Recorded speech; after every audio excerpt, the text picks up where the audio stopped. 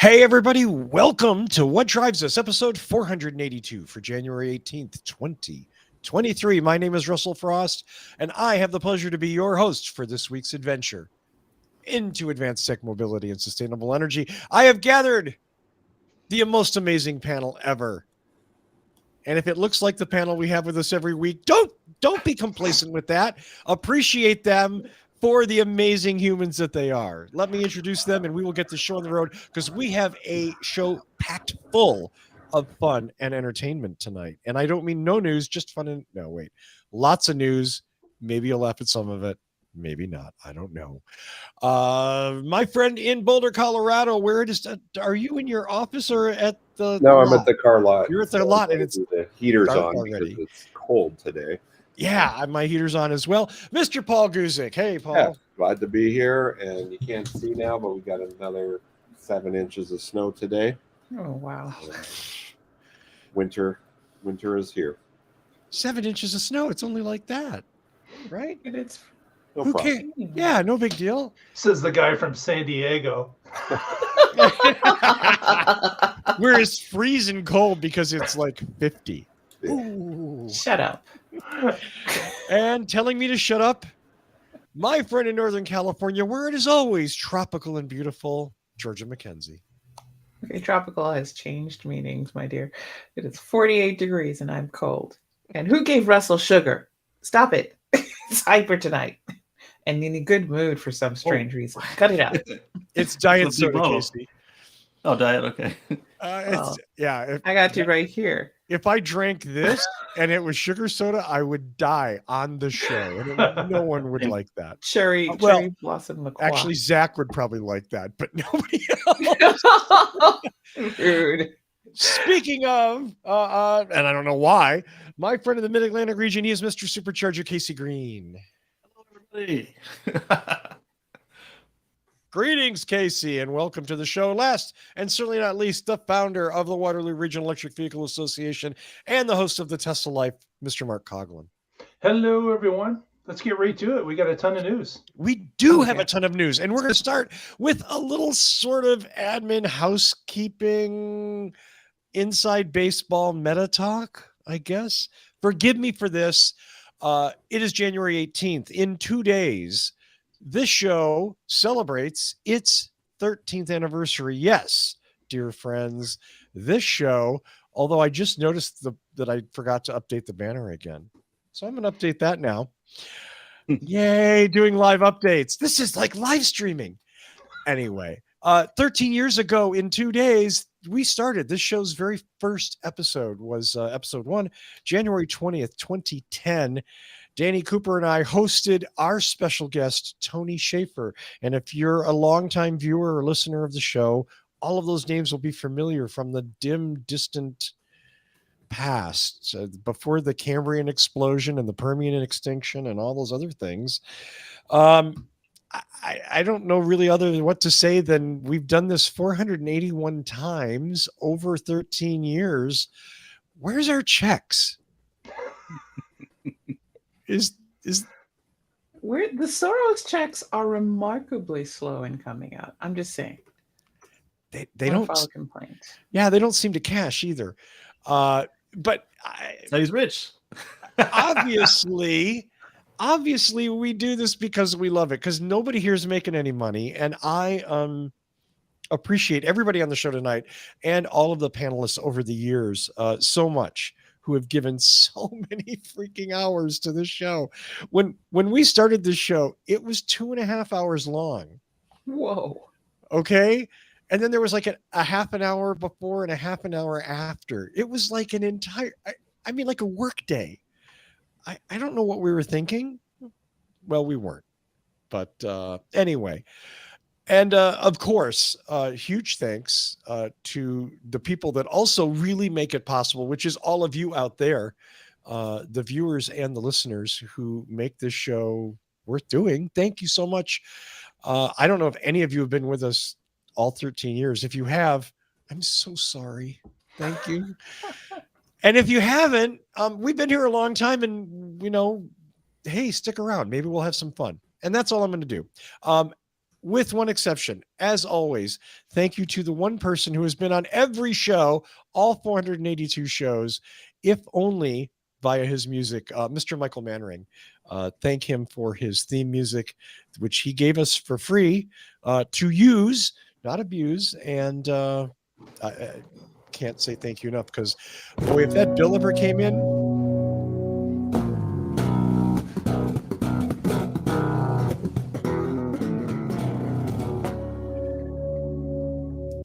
if he ever did send me a bill for that, I would be so screwed.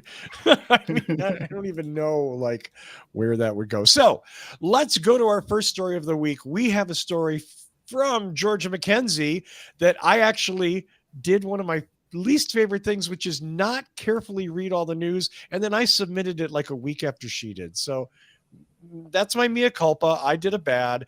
It's Georgia's story. Georgia, tell us about Mr. Sweater Vest. Well, the people spoke and they voted for him. And in Not these people. return, Mr. Sweater Vest, Governor Youngkin, he canceled a Ford plant that would have created 2,500 jobs in Southside. And now you might say, well, surely there was a good reason for it, right? It was woke culture, yo. Shh, tush. Oh, Surely there's a good reason for it. Let's set tell I that voted joke against back it. up again. Yeah, there's a Chinese component to the vehicle process that Ford would be making in that plant, and therefore to prevent the Chinese government from building something in Virginia, cancel the factory. Dude, what? So, that area, however, is an area that could have used 2,500 jobs. It was part of an economic revitalization, and Southside now does not get to have those jobs. This is filed as under Georgia's category of voting matters in all ways. So Mr. Sweater Vest may have walked around looking and kind of chit-chatting like he was the reborn Mr. Rogers, but only in a mirror universe would he be Mr. Rogers. He was not. And this is once again, yet another, there's going to be a couple of dumb economic moves that are being put out by Republicans. And I'm not going to lie to you and tell you both sides or both parties or any other bullshit like that. There is a party right now that it is absolutely, what is a technical term? Bug fuck crazy. Batshit. It is a technical Firearm, term. Look it up. fired. Some people don't believe me. And they are basically saying and doing stupid things that appeal to the base that keeps them in power, not necessarily something that creates good policy with positive outcomes for the people they're supposed to be representing.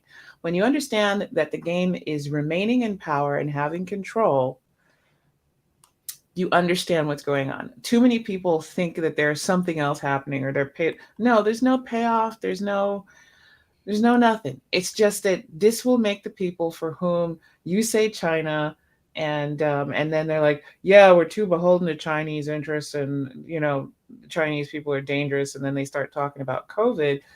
This will make them happy, and they're the ones who showed up to vote for him in droves, and they're the ones who keeps him in power, and that's what happens here. And unfortunately, Bruce in the chat said this is a sad story. I agree, because I don't like to see anybody suffer. And this is an EV factory. It's a good move. It's American jobs, an American car.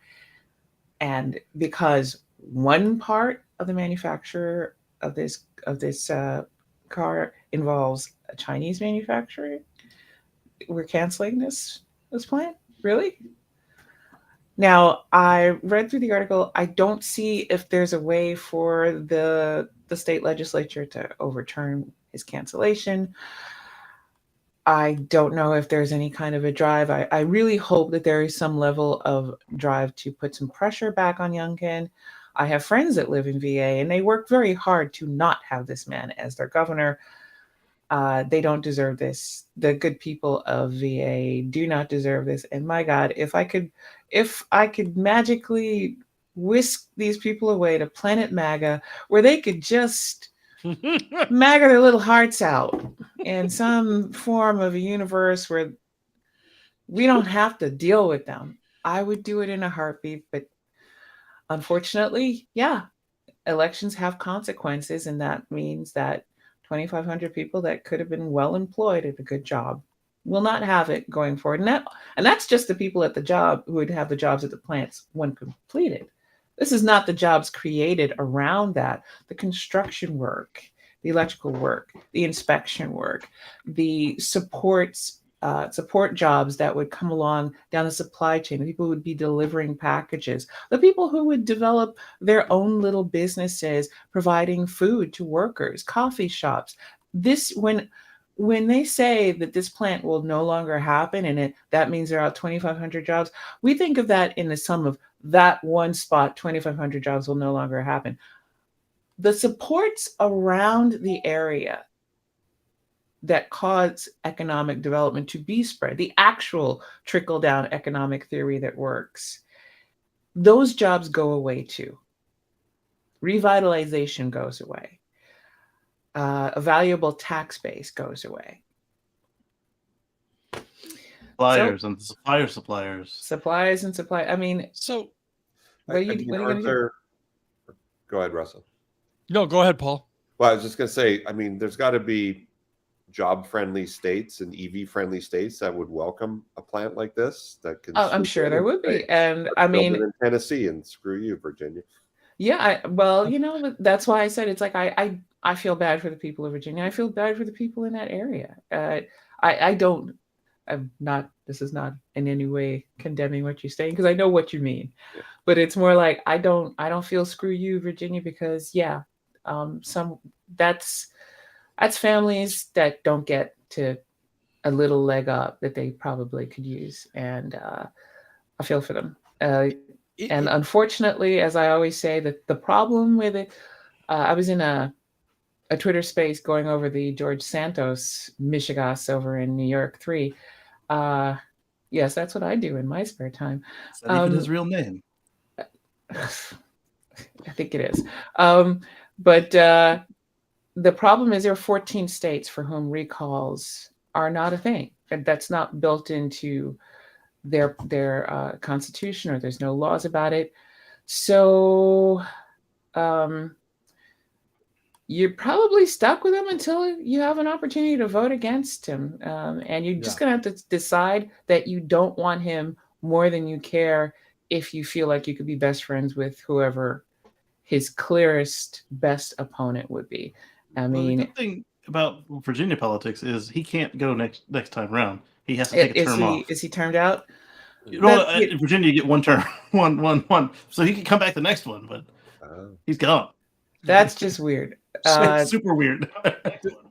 Without digging deeper into the political angle of this, the commerce, the business angle, the ecological angle of this is even more tragic, because what we've done is sacrificed Youngkin to score political points with his extremist base, has canceled this deal because Ford was acting as a cover for communist China. It's so crazy. Ford, basement under this factory, I promise you. Yeah, doing Ford stuff in it. working with cattle, CATL, one of the largest, if not the largest producer of batteries on the planet. We're going to build this plant in Virginia.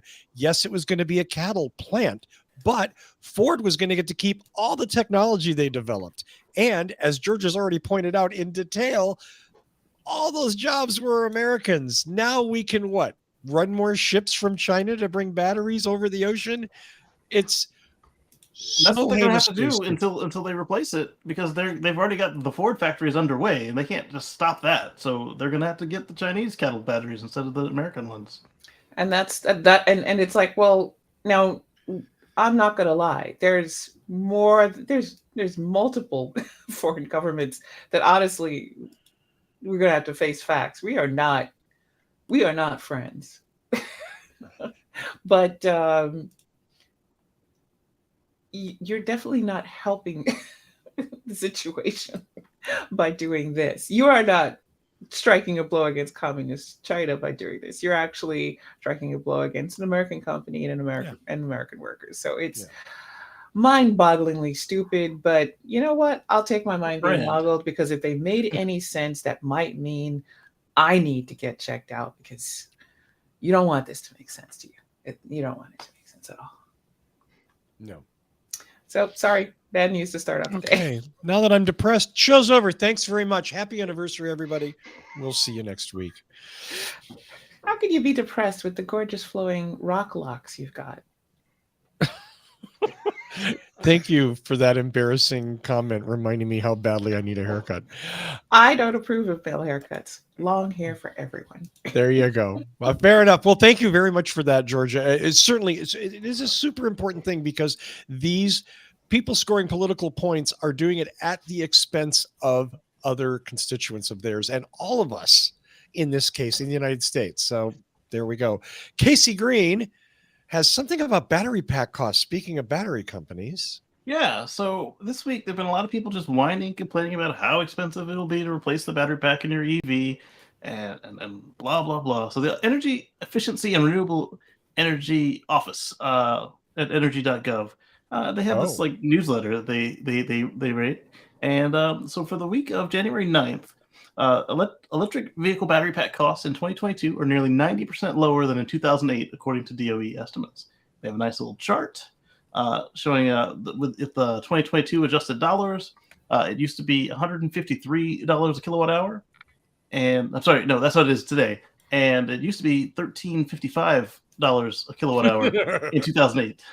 So my 100 P100D was, I would not have been able to afford that battery pack.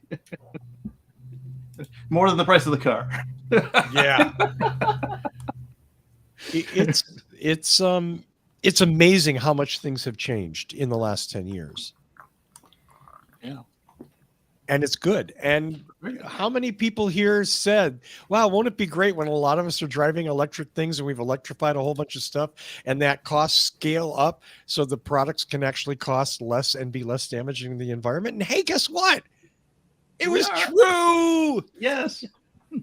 Also, we've also made them less toxic to the environment and more recyclable and so on and so forth. So it's not just cheaper to make. It's also to the point where several companies have sprung up to mine the old batteries in a couple more years as more of them actually start to become useless. They mine the old batteries so that you're not having to get virgin material from the earth. You've already got lithium. You just got to purify it. You've already got cobalt, copper, etc. You just got to purify it versus getting raw materials, which is even less expensive and less harmful than before. Oh, baby. Absolutely. Well, thank you for that. There we go. Oh, baby delivery. We have entered the baby portion of the show. Well, let's go. Speaking of portions of the show, let's go to the Tesla portion of the show this week. Oh, dear. I think the baby portion is still appropriate because, boy, somebody acted like a big baby. And you might have to cover her ears, Kacey. Oh, boy. In fact, you're definitely going to have to cover her ears. Let's start with Paull, who probably won't say anything nearly as nasty as I will. So just get your cocktails ready, ladies and gentlemen. Well, there was an interesting video this week on Doug DeMaro's YouTube channel. He's the guy who reviews every kind of car, kind of got a quirky sense of humor. But this week he talked about why Tesla valuation, not their stock, which is a different story, but why their cars are dropping in price. And there was 4 main reasons. And certainly I'm seeing it in the car business. Last summer, people were paying huge premiums to buy a Tesla, and now they can't sell them. I mean, they're sitting on lots, prices are dropping. Anyway, his take on the 4 main reasons, interest rates are high. So not only has that affected people who would like to buy a Tesla that have to finance it, but a lot of the people that drove Teslas were realtors and et cetera, who are not selling houses because interest rates are high. So they're scaling back their purchases. Another reason, there's really no more waiting lists from Tesla. They've Their factories have caught up to the demand. Other new cars are flowing, so there's less demand in the used marketplace. And remember, if we would roll back to last summer saying, don't buy a car now, don't buy a car, because it's crazy times. Well, now kind of reality's sitting in. Third reason, and my take is maybe Elon's name should be changed to Elon Nuts, because a lot of people think he's off his rocker, and that's affecting the performance of his companies. How much of that is the Twitter thing is affecting it, we don't really know, but obviously things are happening in his world. And then the other thing, other EVs are actually being produced by other real companies. So there's, I noticed the Tesla market share is dropping because there's competition from VW, Audi, Hyundai, GM, et cetera, et cetera. So if you're trying to sell a Tesla, now's not a good time. If you're trying to buy, it's a pretty good time, but it's probably going to get better. So if you don't need to buy a car, sit around another 6 months. They're probably going to get cheaper. And it's sad, but that's the reality in the world right now. And on a corollary to that, though, it was kind of cool to see that within 3 days of this price drop, CarMax sold out 70% of their Teslas. Just people just buying them. They're like, oh, they're cheaper now. And CarMax had to adjust their prices to match. And, so the same way they were more affordable on the new side, they were more affordable to people who don't buy new cars. Well, and surprisingly, the Doug DeMauro video said that some of the early Model 3s in the used market that have highish mileage are selling for $20,000 to $25,000 now, which is like what it costs to buy, a couple-year-old Prius. So that's going to get more people into Teslas. Yeah. And there's going to become some point, maybe it's $20,000 for a used Tesla, that all of a sudden people who never would have bought one are saying, hey, that's a good deal, I'm going to buy one now. Plus, at a certain price point, they will qualify for the IRA, so you get your used tax credit if your income is at the right level. And that might happen in the next 12 months. So again, if you're thinking of getting a used Tesla, wait for the new used tax credit to become real, and hopefully there'll be something for you. Yeah. Thing I keyed in on was definitely the interest rate price raise. Like that's affecting everything, and everyone in different ways. In fact, I heard most recently that a big house builder in the United States had a cancellation rate of over 50% on houses based on the interest rate they believe continuing going up with the Fed raising it quarter after quarter. We're going to be facing quite a tsunami of problems if this continues, because these rates are unheard of, and there's something that has been thrust upon us to stop inflation. So I understand why they're here this quickly, but I just don't know if the entire economy can handle the load that it's putting on it in such a sudden fashion. But if your home mortgage goes up $800 a month because of higher interest rates, that's $800 a month you don't have for a car and insurance payment. Yeah. Right. And so if you did the Tesla stretch, then you're in a bad spot right now. And it's not just Tesla that's done this. It's just that Tesla has gone the biggest drops because they new and used, they were the ones to go up the highest. Yeah. And 6 months ago, if you wanted a new RAV4 hybrid, you had to pay a premium. And I got an email from a dealer we've worked with selling you, and they said, hey, you know what? We have cars on the lot with no premium right now because not many people buying. They're so generous. No premium now. Yeah. They're selling at MSRP. Wow. Yeah, got a deal for you. It's on the window sticker. Yeah. What a weird concept that is. And maybe 6 months from now, they'll be They'll be on $2,000 discount. below MSRP, like the good old days of buying new cars. Exactly. There we That's go. right. You tell them, baby. I mean, the one thing you kind of have to remember with Teslas, and I wasn't surprised to see a market share drop. One, far more people are creating cars that are EVs that are not just EVs, but they're EVs that are meant for a broad range of customer base. They're doing For those of you who are not We are watching programming the YouTube, baby. we are teaching the baby bad things to do during a broadcast, but it's really Was cute. it monkey see, baby do? It's actually baby do, and we, the older monkeys, are actually following her. Back to the point. But Tesla's, of course, was always going to have to be competitive. But one of the things Tesla had was cachet. The Tesla had a great brand strategy. They had a great brand name. Well, You can't buy good feelings. You guys cannot. You can't buy good feelings about your brand. And then a little thing happened last year. I have no idea what, and that seems to have caused some negative feelings.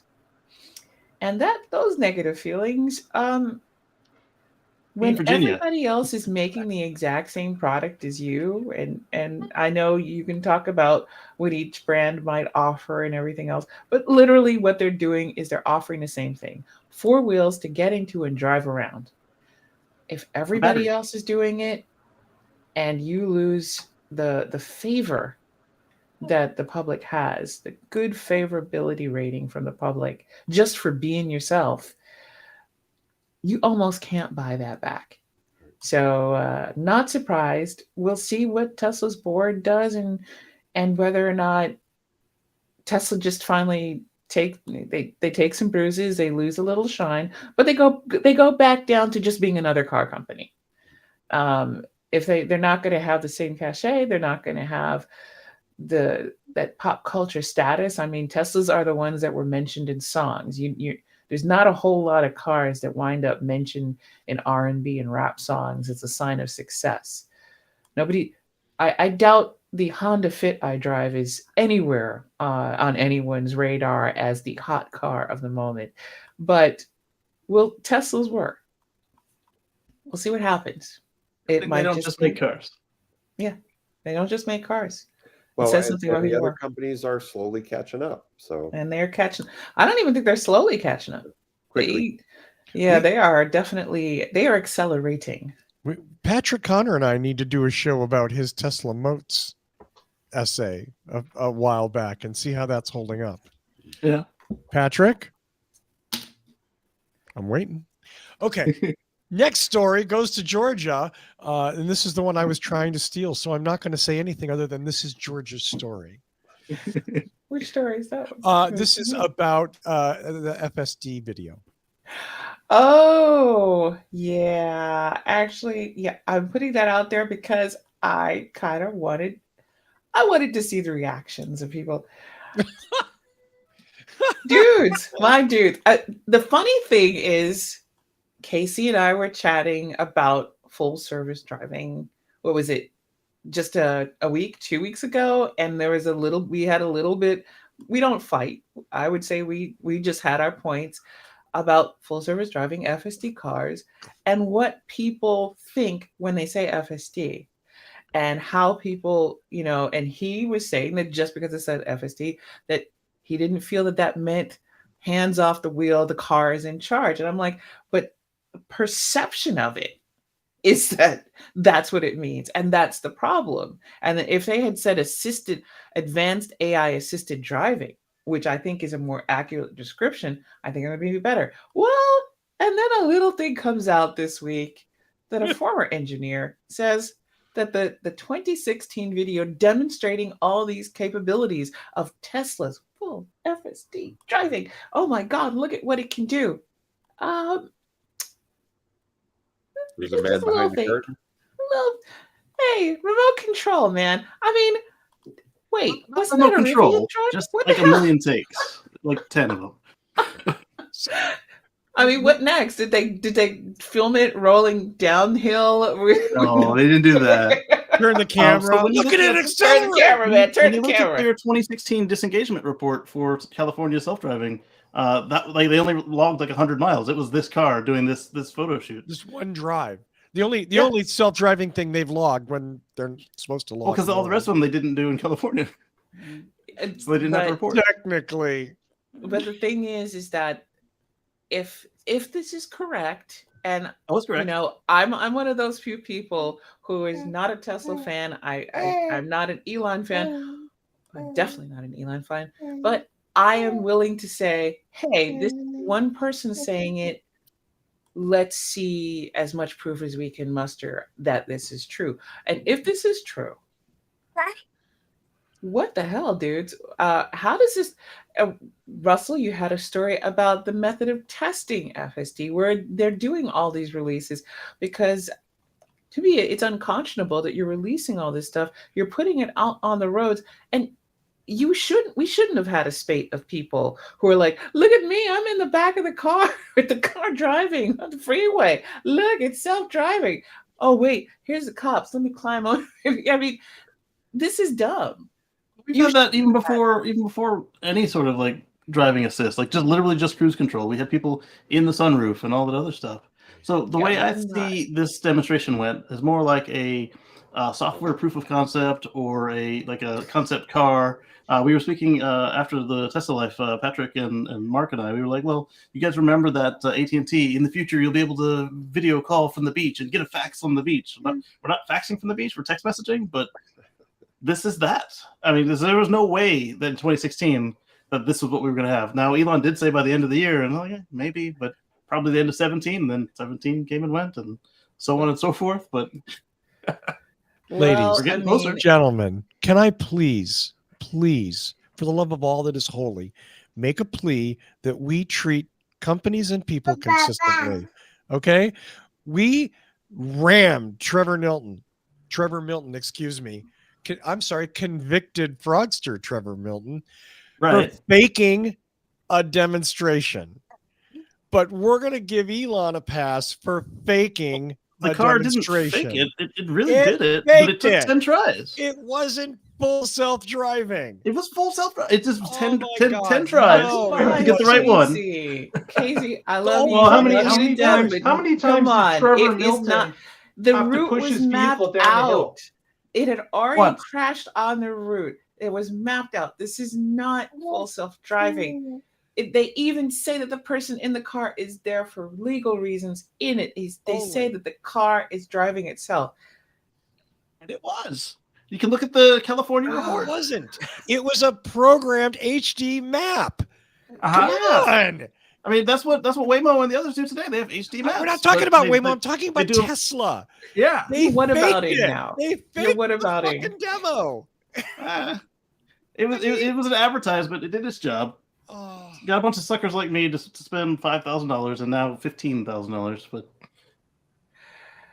I mean, I just don't understand. What's the difference between Trevor Milton, Elizabeth Holmes, I would say and Elon? There has to be a difference, Russell, just for the fact that if the Tesla tries it 10 times and fails 9 and works 1 time, compared to what Trevor Milton did when his car was never going uphill. He said that his vehicle was driving and it had no ability to drive at any time. It was just on a downhill slope. I'd say that's a bit of a difference. Would you not? No. I would kind of say I see what you're saying, Mark. Like if it's multiple times that they're trying, and they took the cut that it worked, then I get, even if it's only 10%, that's a problem. I get that, but at least they were working on a system that actually worked once. Right. Look at the early versions of Mac OS 10 and Windows Longhorn. Those things never came out the way they did. But they worked. Beta software. It's just beta software. What this is about is one person coming on the TV and saying, this is full self-driving. The driver, in fucking text, they said the driver is just there for safety only. The car is driving itself, and now we know the car wasn't driving itself. Windows Longhorn will have universal search. You won't have to worry about saving your files, and it'll look beautiful. And then you get Windows XP. Casey, stop. Seriously, stay on topic here. I understand that other companies pull bullshit. Theranos, Nikola. Is that the company that Tesla wants to be in? Because that's where this puts them. All right. I think we should I think that's the problem. There is a big difference between, and this is what the conclusion was to our little discussion on Twitter, Casey, which is that there is a big difference between what the average person thinks of when they talk about self-driving, and what Well, they think somebody of what who this is thing an shows. engineer or a software developer speaks of. And the thing is I'm going to be blunt. I've been in both camps, and I've been making my bread and butter in government and science communications for a long time. So I've been speaking human to specialist for a long time. And I would have warned them, you are making a big mistake by not, like I said, what did I call it earlier? I said AI Exposing. assisted driving. Right. It sounds sexier and better and cooler and more high tech to say full, driving, Right. full self-driving. It's that, but it's and not that full advertisement is exactly self-driving. what people thought of when you tell them the car can drive itself. Except that we're not there yet. We are 10 years later. definitely not there yet. I mean, trust me, I told you about my almost accident last week. I would love it if there were more people in self-driving cars, because I do trust our robot or overlords more than I trust the humans. At the very least, they're paying attention and they don't get bored. Yeah, well, Distracted. but they don't know what they're seeing sometimes, and that's the problem. Right. And the thing is that this is going to be the most annoying judgment. This court case is going to annoy everybody. You know why it's going to annoy everybody? Because it's going to hang on something that makes you think that this is just weaseling, because it's going to be, it depends on what the definition of is. And those of us old farts remember where that statement is from. You should, if you're any kind of a wonk. That is from the Bill Clinton case, where he talked about that it depends on what the definition of is. And it is that's what's going to hang on this. And that is why this is more complicated than the headline. And that's why I wanted to discuss it. Because this is exactly that, though. It's a marketing term. They own full self-drive. What the hell does it mean? Oh, well, and it doesn't mean and it doesn't mean what the public perception means. Oh, of course. And even their own internal documents show that they don't actually mean that. But it does not mean that there was an intent to defraud people, or it cannot clearly show an intent to defraud people or create a hazardous or dangerous condition. And that's where it's going to hang. But I think it was a mistake. It always was a mistake.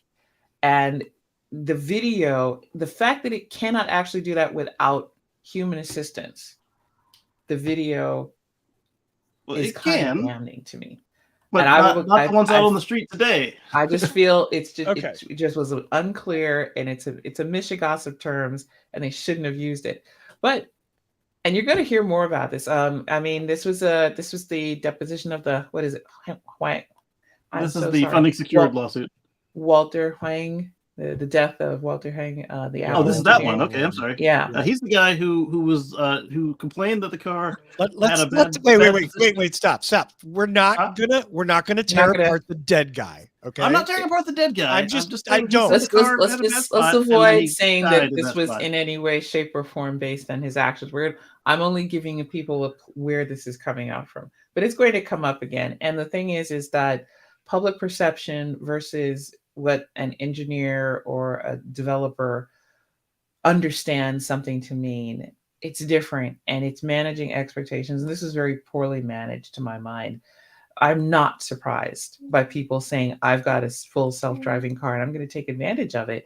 I mean, yeah, you're right. To a certain extent, people do that with cruise control. Yes, there were people who fell asleep because I hit cruise control. That is not what this means. We are not a very smart species at all, and we should never, ever, ever say anything about any other species on the planet, because we ain't that smart. We're not that smart. Okay, well, I've been mean to Kacey, so he gets the last story in the Tesla portion of the show. Go on it.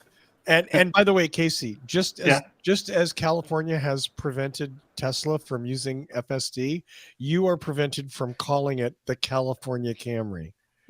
Well, I used to call it that. And what is a California Camry? The California Camry is the Tesla Model 3 and Y. It's not even one car. Well, it used to just be the Model 3, but then they made an SUV of it. So it got to the point where in Australia, the Camry has been the best-selling car on sale there for 28 years running. But this year, which would have been year 29, Tesla delivered 1806 Model 3s in December, making their total 10,877, and the Camry only did 9,538 units. So They had already prepared themselves some advertisements and some spiel, and they were ready to gloat and brag about how they were number one 29 years in a row. They had to change their advertisement. They say now the Toyota vehicles were best-selling models in 9 market segments last year. The Corolla, small cars, the Camry, medium cars less than 60,000 Australian dollars, the RAV4, medium SUVs, the Land Cruiser and Prado, large SUVs, the Land Cruiser Wagon, upper large SUVs, and the High Ace, light buses, and so on and so forth. So they were about to say, our Camry is number one for 29 years running, and now they had to say under $60,000. And as Patrick said, the fact that they have to put that in that we're cheaper and still don't sell as well doesn't look good. It's still going California Camry. There you go. California Camry. So now it's the Australian Camry. The Australian Camry, yes. Jesus Christ. I wonder, as residents of California, can we sue them for that? Can we get like some royalties or something for them calling I it wouldn't that? mess with Australia. They'll send us Tesla some of doesn't their call them that. wildlife and everything oh, that's there's true. trying They to have some- kill you. They have some fucked up animals there. It's not go there. And that's just the humans. Well, thank you very much, Kacey, for that. And I think, does that officially conclude the Tesla portion That of is the all program? Tesla. That is We don't all. talk about it. Well, then let's go to Mr. Mark Coughlin, who has for some reason, I'm fascinated by this story about charging. Yeah, Shell USA has completed a purchase of Volta, which is a charging network. And it's an interesting charging network. Shell spent $169 million, an all-cash deal, and Volta is mainly a level 2 charging group that provides some very interesting chargers. Their chargers are basically advertising based. So they're monitors that are encased in plastic, and then the charger's on the side of it. So when you come and plug your car in, the TV kicks on and it starts producing advertisements for the person that's charging to watch, I guess, or anybody passing by. So it's a unique way of charging, and of course, to the EV owner, the charge is free. So they're quite popular to use, and they're located typically around grocery stores or shopping malls or strip plazas. They're out in the public where people are moving around often to shop, basically. So this is and actually I had some experience in Southern California when I was there a number of years ago, and used it to charge a Volt that I had been given to drive while I was there. So it was useful. I was at a Ralph's, I believe, a Ralph's supermarket. So that was more of the I guess where they're typically found. What's interesting here is that Shell is getting involved in this. For what reason? They may start to see the writing on the wall. They may notice that maybe we got to start getting involved in the charging game because gasoline purchases may be going down shortly, unless, of course, we move all our Shell stations to Wyoming. In that case, we're golden. But until that point, we should look at maybe diversifying our portfolio to maybe start inviting people that charge to these chargers, and maybe we can see what all the fuss is about, or maybe how to make the Shell station more, I guess, inviting to an EV owner. So it might be just a way for them to get their feet wet, because this is not fast charging. This is not something that's going to allow someone to do a quick charge. It's going to be more of a level 2 type thing where someone would spend somewhere between an hour or two shopping and be able to top up the mileage that they had used to get to that place and a little bit extra. So it's kind of an interesting move on Shell's part. I'm just kind of curious as to what's really behind it in Shell's eyes. The Volta company was in such bad financial shape that once the deal was signed, Shell agreed to loan Volta money in order to keep afloat as the transaction flowed through. So obviously they were in trouble financially. The business model wasn't working for them at this time. It was just kind of, it looks like they were going to be in some serious trouble if Shell hadn't have come along at the time that they did. But I just thought that this was kind of an interesting story to share with everyone, to see that maybe big oil is starting to see that they should start diversifying at this point. And Shell USA here has made that move, I think, with Volta. So there are a couple of high-speed DC fast chargers with the Volta. There aren't many. Same concept though, that is free with the big screen advertising. I'm curious now, is Shell going to go through and put credit card readers on all of them, or are they going to start showing ads for top tier fuels, because they can't just say gas at this point? And also, that would be a sure way to snub the nose of EV drivers. If as soon as you plug in your car, it starts advertising about how high octane can help your life. Yeah. Let's not for a second think that the oil companies aren't that freaking evil that they wouldn't buy an EV charging network with large display screens just to talk about renewable diesel or green gasoline or whatever. Green methane, like we talked about last week. Yeah.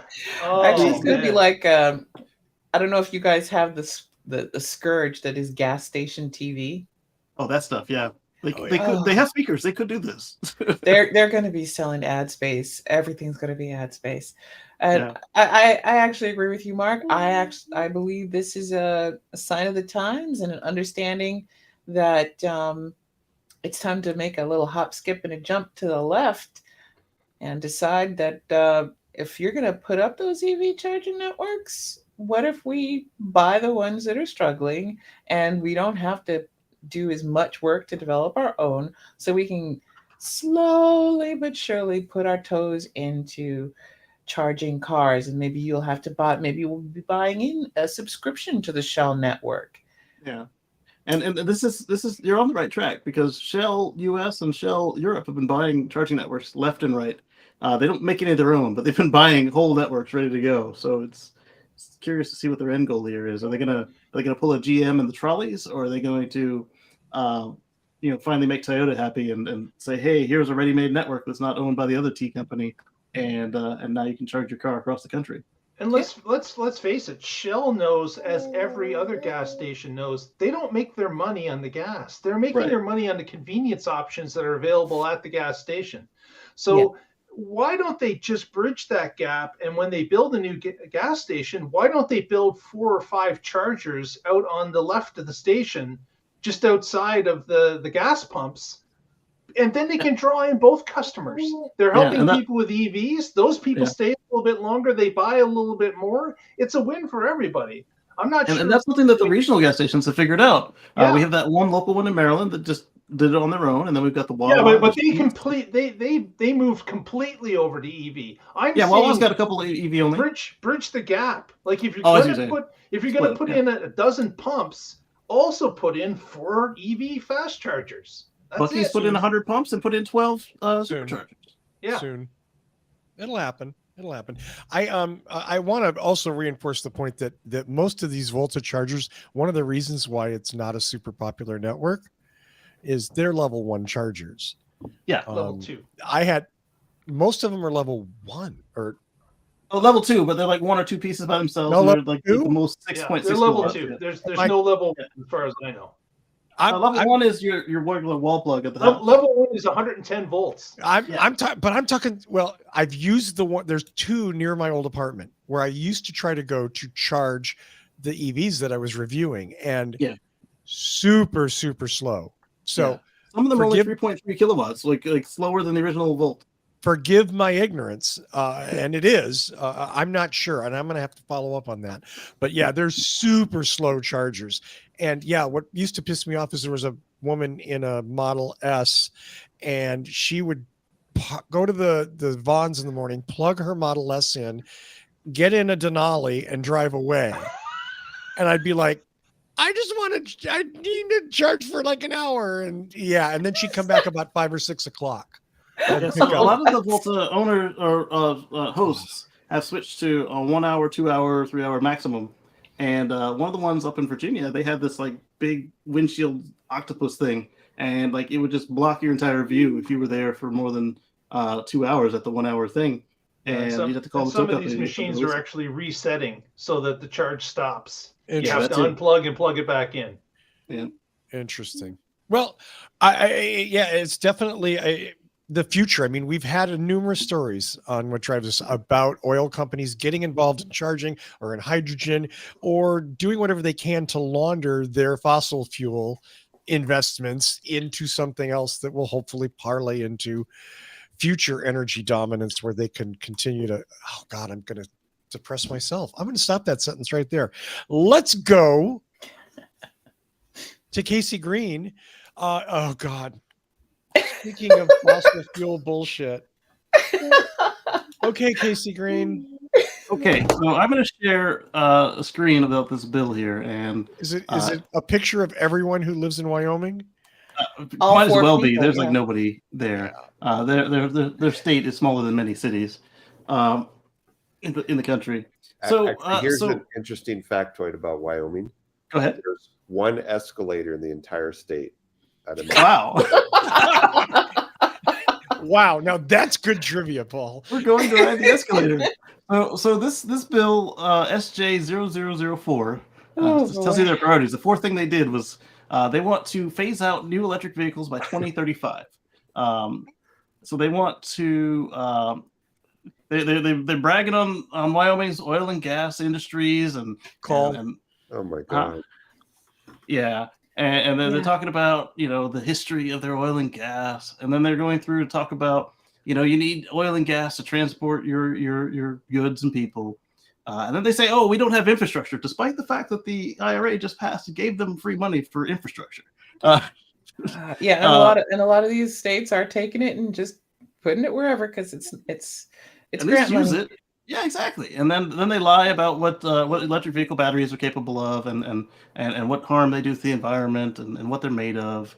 And I said lie, yes, because they did. Then they say that they can use these resources for EVs elsewhere, and they say the U.S. has consistently invested in oil and gas. They keep talking about this oil and gas thing as if it was longer than 100 years of history, and as if it didn't start with electric cars to begin with. More and more filleting the fossil fuel industry. Then they say that EVs are going to hurt all of that, and it's going to hurt their economy, they say.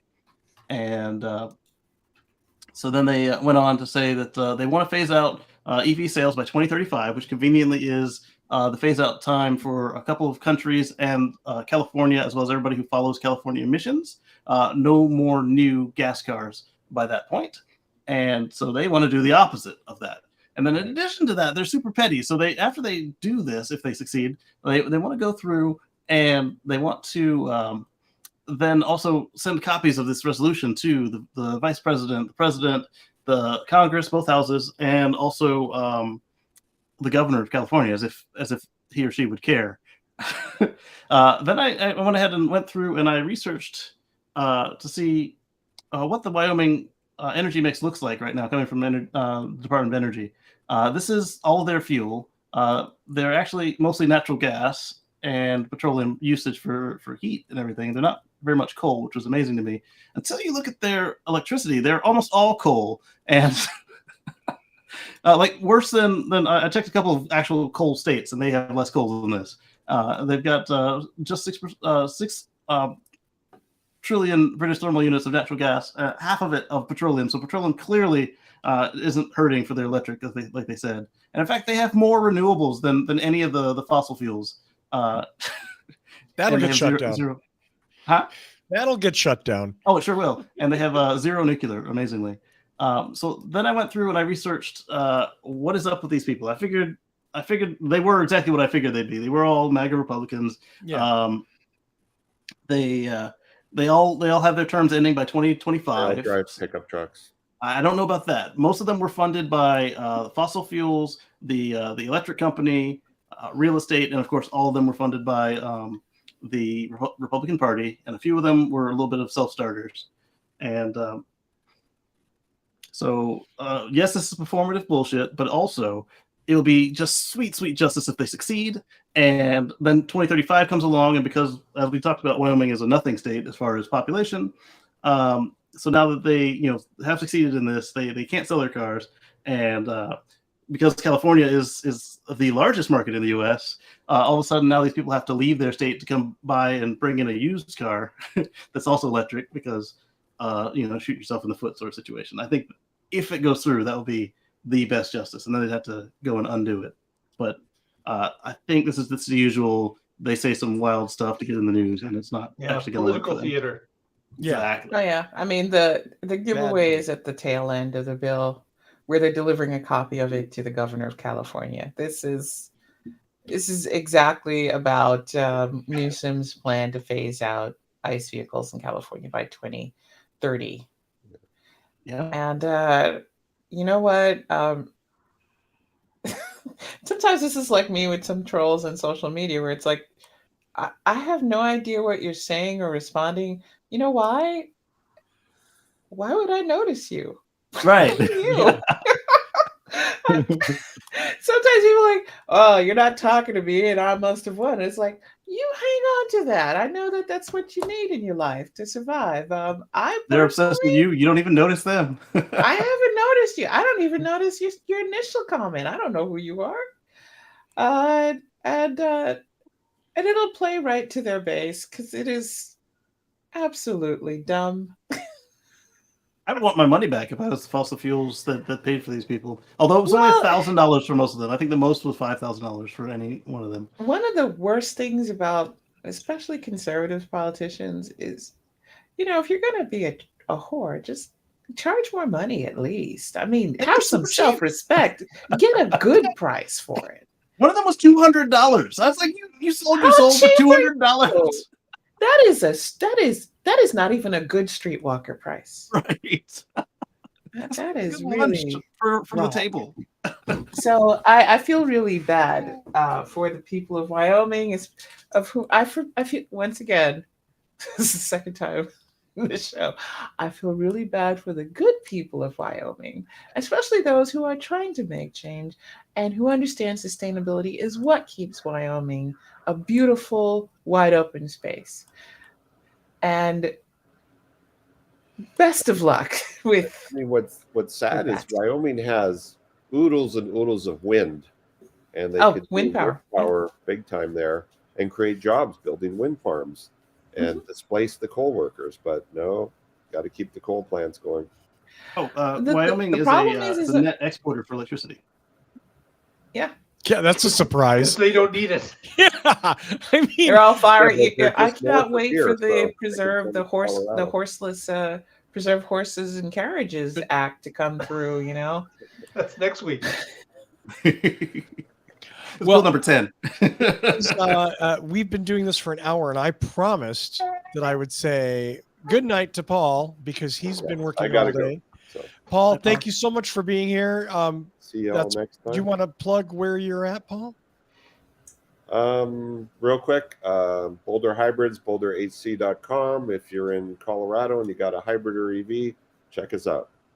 Thank you so much. I'm out of here. You have a great night, Paul. Hi, Paul. Mark, are you staying with us? Yep. Good night, Paul. Oh, that's wonderful. Okay, good. Bye-bye, Good. Paul. Okay. So we will continue. By the way, no, it's kind of trolly. What are you doing? There is just an AP story that I read. I guess Lonnie was saying that he was invited to Davos, and Davos came back and said, dude, you haven't been on the invite list since 2015. Oh, damn. I don't, it's the most petulant, trivial kind of bullshit back and forth. Like, why would Lonnie even bother saying that? And why do the Davos people care? But it's still funny. Okay. Just remember, well, you had Laurie Boebert saying that she would never accept an invite to this function. And I said, well, it's not a circus, so it's not going to be inviting a clown. What are you thinking, honey? Yeah. I like to focus on their air filtration and their UV treatments and their testing. That was a nice little focus. It is a crying shame that we have not made that a standard thing in classrooms, because we are literally poisoning our children right now with COVID. And I have friends with kids for whom the families are on their second round of COVID infections. COVID is not a respiratory disease. It's not a respiratory virus. It is a horrible. I think it's actually not respiratory. I believe it's actually blood circulatory. It's circulatory virus, and it's not good, and we don't know what we're putting our kids through. But I digress. But yeah, for me, Davos, they know how to do these things safely. UV lights, filtration, and yet it's too politically toxic in conservative states to say, okay, we don't want to wear masks, but vaccinate, and we're going to do all these things to make sure our kids are safe, even if we don't believe in it. It's not like we put these big helmets on their head for riding the bike. Why can't we just do the same thing respiratorily in their schools to keep them safe? But we won't do that, and we won't find the money to do it because, for your kids, it's okay for them to have expensive stuff, but you don't want that money going to those kids over there. They'd rather lose their own kids than help those kids over there. It's a bad human habit. Well, we have a fun story about a 3-wheeled vehicle from Kacey. Yeah, I'm on a roll with these 3-wheeled vehicles. Yeah, you are. So this one is even cheaper than the ones we've looked at in the past. It was only. Oh, look at that. Yeah, it looks great. That's not bad. Yeah, it's an e-bike. It's got I think it's got an open rear differential, so that's a little cheaper. And it's got 2 baskets. And wait, there's a rear differential? Well, because it's rear wheel drive. Right, but both rear wheels? Yeah. I guess. I mean, you don't want to be going in circles if you hit the mud. Going back to an axle. I did the idea of a differential is pretty crazy. Wow. Yeah. And let's see, where did the price go on this thing? It was much less expensive than anything we looked at. It's under $2,000, I believe. No, it was under $3,000. It's $2,500 US. Wow. And no, I was right. That was right the first time. It was $1,499. Not bad. I'm not familiar with electric, but more options. I would ride it, except that is probably what's insulating the attic is going to cost me. So right. Spoken like a true homeowner. I'd buy this thing that I'd really like, but my home. Home first. Yeah. But it's a kind of a cool thing, and it's perfect for those of us like myself with all the balancing ability of a drunken wombat on stilts. Well, even if you did have balance, the baskets and the extra wheels help you with the cargo carrying capacity and the stability. So I spend 8 hours a day on the road driving around North San Diego County, and I see tons of electric bikes. Again, usually in well-off coastal neighborhoods. But I've noticed one thing about the use pattern. I don't know if you folks have seen that or not. Almost, I want to say half the time or more, a huge number of times, it's not one person on the electric bike. It's 2. Huh. There's one person riding the bike and there's somebody else sitting on that back rack. And I'm like, how come, have we seen an electric bike yet made for 2 humans? Because, wow, what a great idea. Well, they have the $8,000 bike that was made for 3 humans, 1 full size and 2 pint sized. That's a good point, though, Russell. You do see a lot of people doubling on bikes because they, out of necessity, they need it for a little while. So why not make that back platform a seat that can be used or used as a rack in other cases? Yeah, beef up put the a cushion battery that has a tray on. Yeah, good idea. Yeah, I just I never would have anticipated that, but again, I see so many kids with these things, and there's 2 of them on the bike, and they're going to the beach or they're coming home from school or whatever it is. And I, of course, I'm the old man. Is that safe?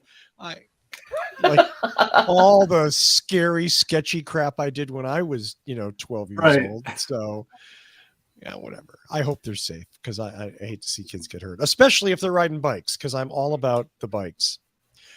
Well, thank you for that, Kacey. Go look for the affordable electric trike coming soon.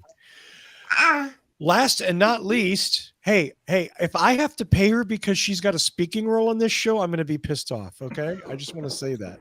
I just put her in the You credits. only pay us in karma. What the hell, man? Oh, Right. Yeah, good point. Good point. Okay. Good karma. That's She about gets it. all that. Georgia has our final story about another e-vehicle that has nothing to do with bicycles. All right, everybody. Hey, Russell, can you throw that up? Wow, that's kind of weirdly personal. Yes, of course I can, and I am doing it right now. Guess what? Let's all go to, Tasmania? Almost there. Now, look, there you are. Let's go to Argentina or Uruguay and let's ride this thing.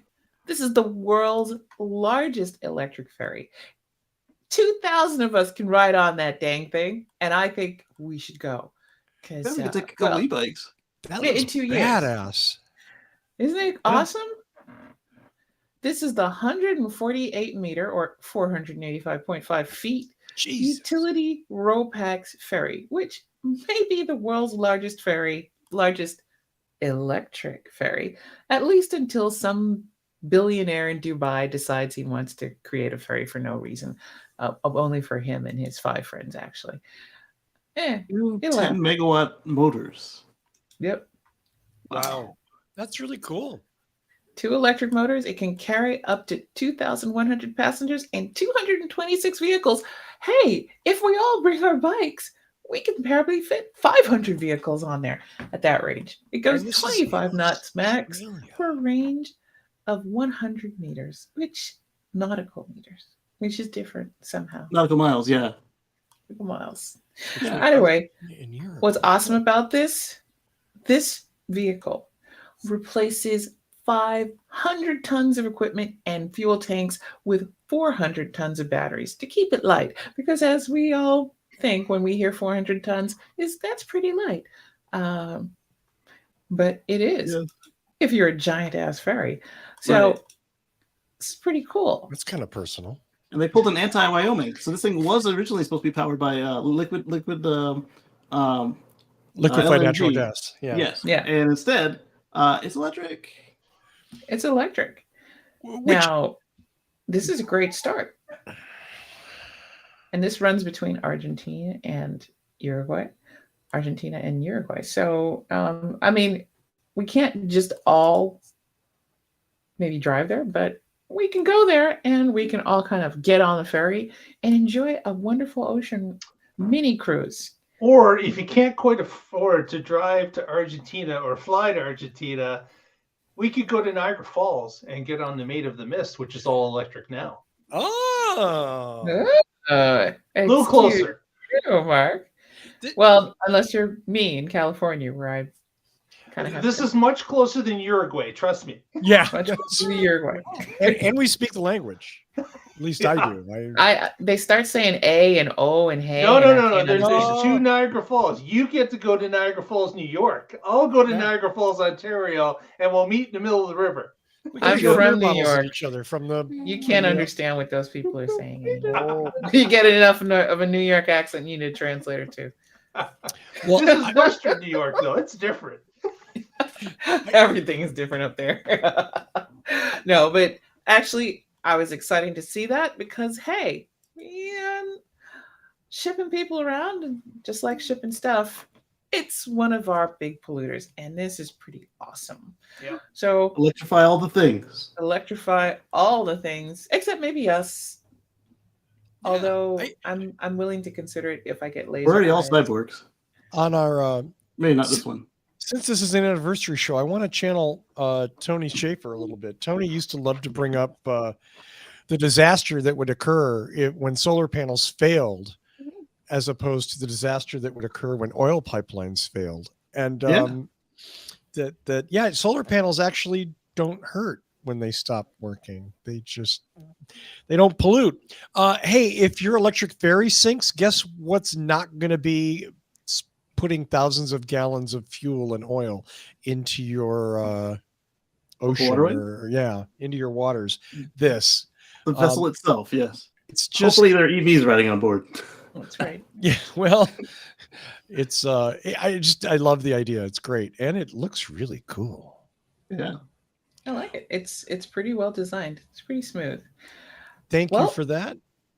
I figured we close on a good note. Yay! Electric ferries. Electric ferries. I mean, same thing. We can call this one Brian Ferry. Yay, Brian Ferry. Oh, on Roxy's 50th anniversary. Nice job. Right. Nice job. Let's do some shout outs and go home because I think we've talked enough. And wait, is that baby about to garrot you with your headphone cable? My own headphone cable, yeah. Do we need to take bets on Kacey's life expectancy right now? Maybe You're not. Losing no, to a baby. It's pretty harmless, but I don't know, man. I've seen some Bond movies.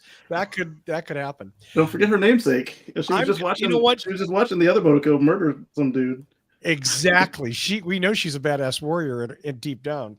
So Kacey, I'm going to give you first ups on the shout outs to get them out before she throttles you. There you go. So you can catch us at youtube.com at Kacey Green on Sundays at 1:10 Eastern. It's very similar to this. We just kind of pick, we just pick a couple stories. We talk about them for a little while and have a little blast with the audience, and then just randomly end the show. And you can catch us on Sundays. Excellent. Do subscribe and watch Kacey's Sunday. What do you call that, Kacey? We chat. Let's chat with Kacey. It's not like your fireside chat or chat with Kacey. Chatting with friends. Kacey and friends. Chat with friends. I think, isn't that already a thing? Maybe. You're not going to get sued for that, are you? I mean, it is. Are they Kacey? I don't know. Well, that's fair. That's fair enough. Mr. Coughlin. I would like to ask the viewers out there that are still there. They're all still there, right? They're all still there. Ouch, Mark. Come on. Where else would they go? So press that like button. Press subscribe if you haven't. Help us out. Doesn't cost you a thing. If you want to follow us through the week, What Drives Us can be found on all the socials. Just search What Drives Us. It's that simple. And you can come up with Twitter and all these other socials that you can connect with us and see what's happening throughout the week. So please follow us there. And again, press like, press subscribe, help us out. Thanks very much. Thank you very much. And do watch Mark's show, The Tesla Life, if you have any interest in not hearing me talk about Tesla. And from what I understand, actually tens of millions of people don't like my viewpoint on Tesla. So, I mean, I'm just saying. It's an unscientific poll, but I'd probably agree. Yes. I'll tell you. It's absolutely not based in reality, but nonetheless, still, at least it vibes accurately. And speaking of vibing accurately, Georgia McKenzie. Hey, you've made it this far. You've hung out with us for 1 minute and for 1 hour and 13 minutes. You have lasted the race. Thank you so much. While you're here, don't forget to hit like. If you've already hit subscribe, your likes help us. It tells the algorithm this is good content. Why don't I let people know it exists? And we appreciate you for that. When you're done over here, you think you want to hang out here a little bit more, don't forget to head over to Kacey Green's channel over on the YouTubes. You can watch him and Monaco hang out together, do a live show, a much longer chat show on Saturdays or Sundays. He will let you know. Hit like and subscribe. And if you want to have some serious look at the Tesla life, Tesla things, Tesla all the things, including all the electrified things and the sort of self-driving things, go on ahead and follow Mark over at the Tesla Life. Hit like, hit subscribe, and you can find us on the socials except for me, because I'm not putting myself out there like that. But don't forget Kacey Green's out there, Russell Frost is out there, and the Tesla Life is out there on all of the socials under those handles. And if Twitter goes away, it'll probably be on something you like somewhere over there under those handles too. Thank you guys for joining us. Shout out to everybody who has managed to make it through the year and is having a pretty decent January. Hope you're safe, warm, and dry if you are in any of the places that has been hit pretty hard with the snows and the rains. But don't forget, we've had heavy rains, but that means we're going to have some pretty good flowers coming out in that springtime. Back to you, Russell. Yay, spring. That's what I've been saying all week during the rain is, I hope it's not raining that much in the desert here. And I'm hoping the desert gets some more rain because 4 years ago it was gorgeous. But yeah, spring flowers. Yay, water. California needs it. We'll take it. I just want to thank everybody again on this near 13th anniversary for sticking with us for so long. I really appreciate it. So, yeah. I want to thank Michael Manring for his theme music. Visit him at manthing.com. Buy his music, please. You can support this show by following us on social media. As Georgia said, and Mark said, we're at What Drives Us all over the place. If for some perverse reason you give a shit about my bullshit. Oh, I said shit twice in front of the baby. Sorry. You really need to get her some headphones. I'm just saying. Or wait, it's not, the audio isn't broadcasting, is it? Oh, thank God. Okay. Shit. Yeah, I'm a child. I had to go there. Come on. If for some perverse reason you need to be abused on Twitter, I'm at Russell Frost, RussellFrost on That's Twitter. his OnlyFans link too. And wait, I have an OnlyFans account? Oh my God. If you're gonna be abusing, you might as well get paid for money. Where's the money? I thought you were paying people for that. Oh, okay. Let's wrap this up and go home. Yeah, I'm just getting beat here. So I want to thank Georgia McKenzie, Mark Coughlin, Paul Guzik, who has left us, and of course, Kacey Green and Baby Green for being on the show. I want to thank all of you out there for watching and listening, not just tonight, but for 13 freaking years. What is wrong with you people? Get some help. And that was a good one out there, JT, in the chat. I like it. Only Frost. Only Frost. Thanks to the folks in chat. Yeah, the paid porn service no one subscribes to. The paid porn service that pays you to come watch. I'm not paying anybody. Anyway. We have a great week. We'll see you next week. We'll be back 13 years old. And boy, does it show. Yeah. Download us and find out what drives us. Thank you, Kacey Green. Night, everybody. Stay safe.